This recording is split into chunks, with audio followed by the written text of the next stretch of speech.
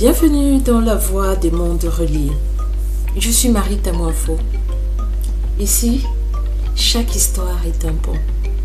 Un pont entre les femmes, les mémoires, les territoires et les futurs. Je prends un souffle.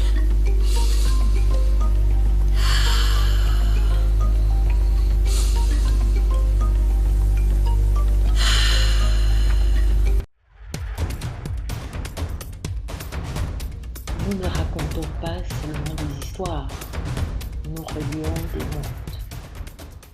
Nous faisons dialoguer les mémoires anciennes et les réalités contemporaines, les voix des villages et celles des diasporas, les gestes des aînés et les rêves des plus jeunes. Ici, la parole n'est jamais un simple mot. Elle est une archive vivante, une force qui circule, un héritage qui se transmet, un souffle qui relie. Et si nous commençons cette série par les paroles qui sauvent, c'est parce que ce sont elles qui ont bâti nos mondes intérieurs, elles qui ont tenu nos familles debout, elles qui ont permis à nos peuples de survivre, elles qui ont donné aux femmes la force de porter, de protéger, de transmettre. Ce que vous entendez ici n'est pas seulement un récit, c'est une continuité. C'est un fil qui relie les générations, un espace où les histoires ne se contentent pas d'être racontées. Elles circulent, elles se répondent, elles se prolongent d'un continent à l'autre, d'une génération à l'autre, d'un souffle à l'autre. Ici, les voix anciennes marchent encore. Elles veillent sur nous. Ici, les mémoires ne sont pas des archives poussiéreuses. Elles sont vivantes, vibrantes, actives. Ici, les femmes ne sont pas des silhouettes en arrière-plan. Elles sont les gardiennes, les passeuses, les architectes invisibles de nos mondes intérieurs. Et pour ouvrir cette nouvelle série, sous l'ombre des arbres et des tambours, nous commençons par ce qui fonde tout, les paroles qui sauvent. Imaginez un chemin, pas n'importe quel chemin, celui que l'on emprunte quand la vie nous pousse à partir, à choisir, à se réinventer. Sur ce chemin, il y a toujours une voix qui ne s'impose pas, qui ne cherche pas à convaincre, mais qui s'inscrit dans la mémoire comme une empreinte indélébile. Cette voix peut être celle d'une mère, d'une tante, d'une grand-mère, d'une sœur ou d'une femme du village dont on ne connaît même pas le nom, mais dont les mots nous accompagnent toute une vie. Et ce qu'elle dit, même si cela tient parfois en quelques syllabes, a la puissance d'un talisman. Et si nous regardons les paroles qui préparent le voyage, dans chaque famille, chaque village, chaque diaspora, sur tous les continents, il existe un moment où quelqu'un nous parle avant que l'on parte. Ce moment n'a rien de spectaculaire. Il peut se dérouler dans une cuisine, sur un perron, dans un taxi, au téléphone, dans une cour poussiéreuse ou à l'aéroport juste avant le contrôle des passeports. Parfois même dans un silence partagé. Pourtant, ce moment est un rituel, un moment fondateur. Les mots que l'on reçoit à cet instant, souvent simples, parfois murmurés, toujours essentiels, deviennent des repères intérieurs, des balises invisibles, des outils de navigation pour traverser le monde. Ils nous disent que nous ne marchons jamais seuls, même lorsque nous quittons tout ce que nous connaissons. Ils nous disent que notre histoire ne s'arrête pas à la frontière que nous franchissons, mais qu'elle se déploie, qu'elle s'étire, qu'elle se transforme. Ils nous disent que nous sommes porteurs d'un héritage, même lorsque nous croyons n'avoir rien. Pour celles et ceux qui vivent loin de leur terre d'origine, ces paroles deviennent des racines portatives, des tambours intérieurs, des cartes invisibles, des ponts entre les mondes et des respirations entre les vies. Vous savez, les premières gardiennes, dans mon village, chez les Bacham, on comprend très tôt que les anciennes ne parlent pas pour remplir le silence. Elles parlent pour transmettre. Quand elles te prennent à part, quand elles te regardent dans les yeux, quand elles te disent quelque chose, ce n'est pas un conseil, ce n'est pas une opinion, c'est une transmission. Une transmission qui vient de loin, une transmission qui a traversé les guerres, les maquis, les familles, les départs, les retours, les deuils, les unions, les renaissances. Une transmission qui a survécu à la colonisation, au patriarcat, au silence forcé. Elle parle avec la mémoire de celles qui ont survécu à tout.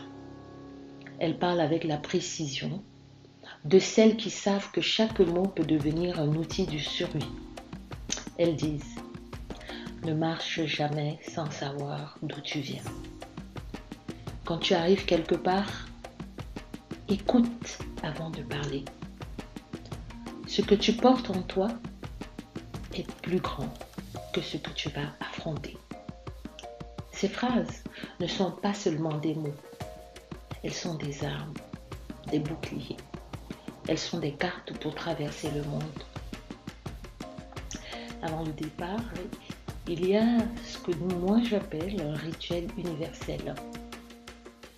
Dans toutes les diasporas, il existe un moment que l'on n'oublie jamais. Le moment où quelqu'un nous parle avant que l'on parte, avant de prendre l'avion, avant de quitter le village, avant de changer de pays, avant de commencer une nouvelle vie. Ce moment-là est sacré. Il y a une main sur ton épaule. Il y a un regard qui te retient et te libère en même temps. Et il y a une phrase. N'oublie pas qui tu es. Ou parfois, là-bas, ne laisse personne éteindre ta lumière.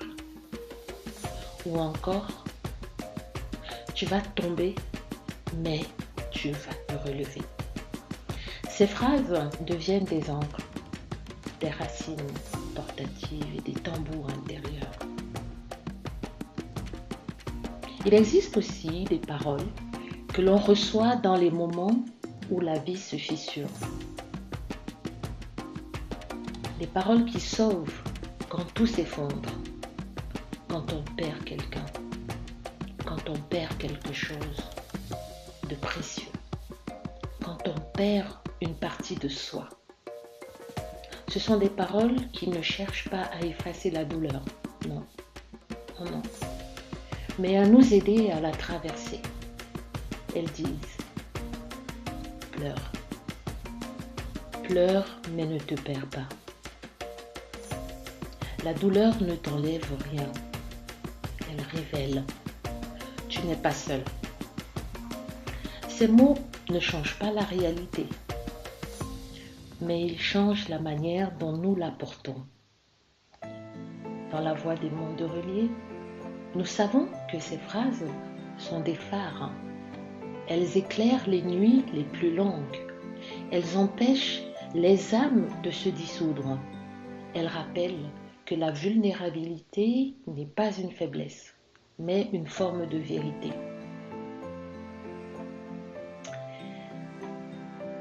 Il existe enfin et parfois les paroles que l'on dit quand on quitte un pouvoir. On en parle peu. Les paroles que l'on dit quand on quitte un pouvoir. Parce qu'elles appartiennent à un espace presque devenu intime. Un espace pourtant de responsabilité. Un espace de maturité. Les paroles que l'on dit quand on quitte un pouvoir des paroles rares, des paroles précieuses, des paroles qui ne s'enseignent pas, mais qui se transmettent.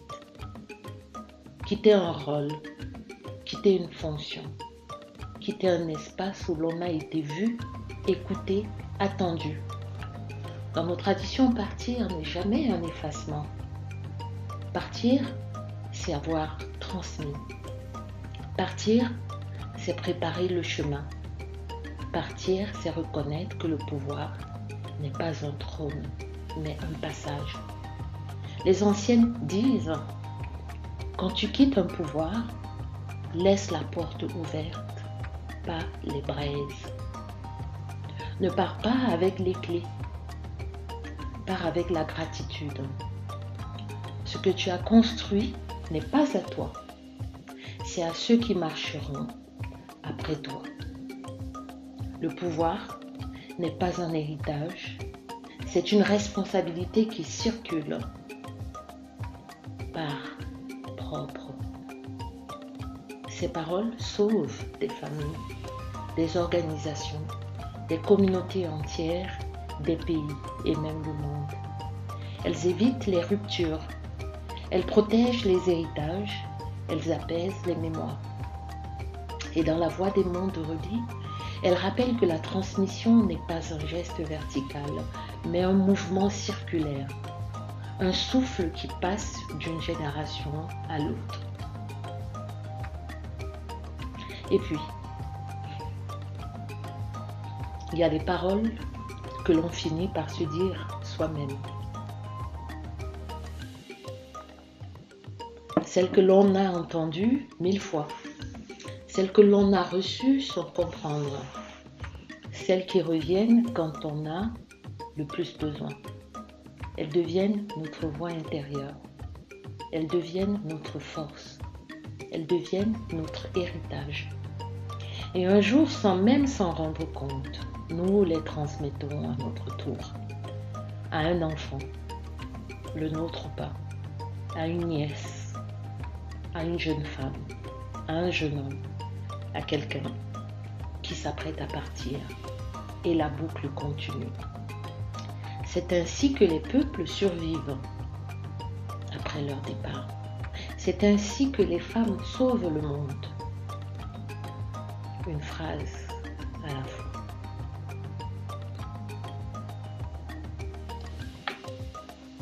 Sous l'ombre des arbres et des tambours, les voix ne disparaissent jamais. Elles voyagent, elles protègent, elles accompagnent, elles éclairent nos nuits, elles nous apprennent à tenir, à avancer, à renaître. Elles traversent les frontières, les villages, les familles, les couleurs, les océans, les mondes. Elles portent les mémoires que l'histoire oublie, les vérités que les livres taisent, les forces que les femmes gardent. Et si vous écoutez bien, vous entendrez peut-être la phrase qui vous sauvera à votre tour. Alors aujourd'hui, je vous pose une question. Quelles sont les paroles qui vous ont sauvé? Qui vous les a données, ces paroles? Et à qui allez-vous les transmettre? Je vous laisse avec ces questions. Et j'espère que vous allez pouvoir m'y répondre dans les commentaires, en partageant cet épisode à travers le monde, en le recevant pour vous, mais en le transmettant à d'autres, et surtout en vous abonnant à notre page. Merci d'avoir écouté cet épisode. Je suis Marita Moifoukom et ceci est la voix des mondes reliés. On se retrouve pour l'épisode Les secrets des anciennes.